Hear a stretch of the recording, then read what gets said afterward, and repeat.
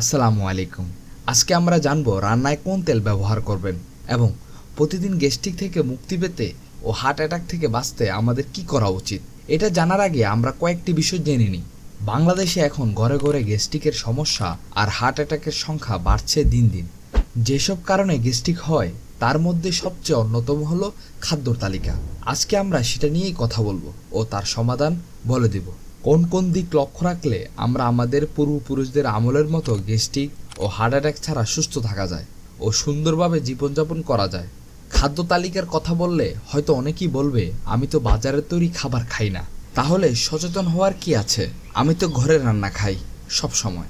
আসলে কোথার তৈরি রান্না খান এটা ম্যাটার না, ম্যাটার হলো কি খান এবং কিভাবে তৈরি হয় এই রান্না। ঘরে খান ভালো কথা, কিন্তু আপনার রান্নার মধ্যে কি তেল ব্যবহার করেন? এমন তেল ব্যবহার করেন হয়তো যা ডাক্তাররা নিষেধ করে।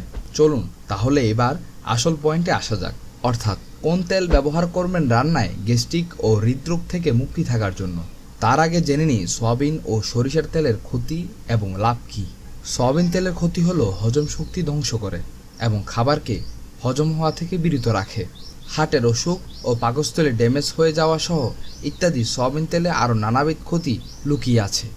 এবং অপরদিকে সরিষার তেলের উপকারিতা হলো এটি জীবাণু প্রতিরোধ করে, ত্বকের স্বাস্থ্য ভালো রাখে এবং ত্বকের রক্ত সঞ্চালন বাড়িয়ে দেয়, চুলের স্বাস্থ্যকে ভালো রাখে, দাঁতের মাড়ির স্বাস্থ্য ভালো রাখে। আরও নানাবিধ উপকার পাবেন এই সরিষার তেলে। এখন যদি বলেন সরিষার তেল খাওয়া যাবে কিনা, উত্তর হলো হ্যাঁ, যাবে। প্রথম একটু অরুচি লাগলেও পরবর্তীতে তা ঠিক হয়ে যাবে। এখন বলতে পারেন কোন সরিষার তেল যেটা এত গুণাগুণ? ওটা যেটা ঘানিতে ভাঙা হয় প্রথম চাপে।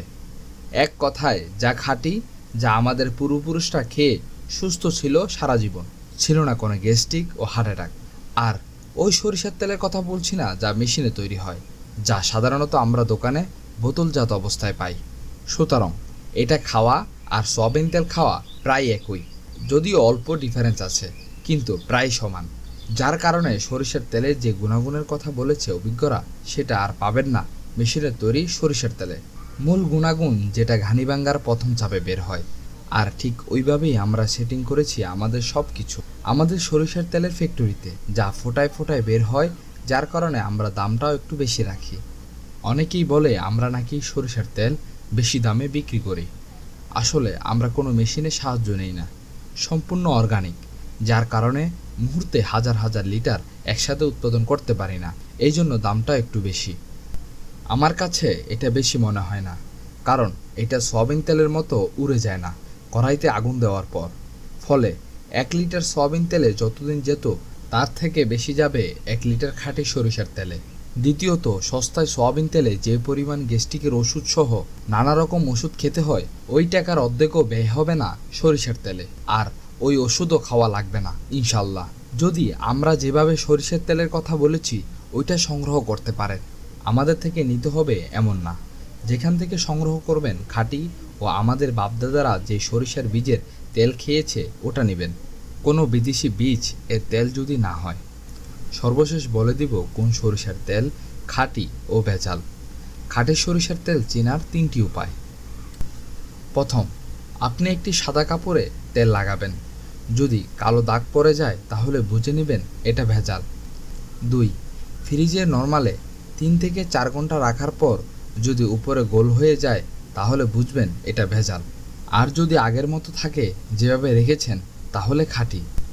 3, অর্গানিক প্রসেস যদি হয় তাহলে 2 মাস পর বসে যাবে যদি রোদে না দেন, আর যদি খাঁটি না হয় মেশিনের হয় ওটা অনেক মাসকে মাস থাকবে, একটুও বসবে না, যেমন সাধারণত দোকানে পাওয়া সরিষার তেল।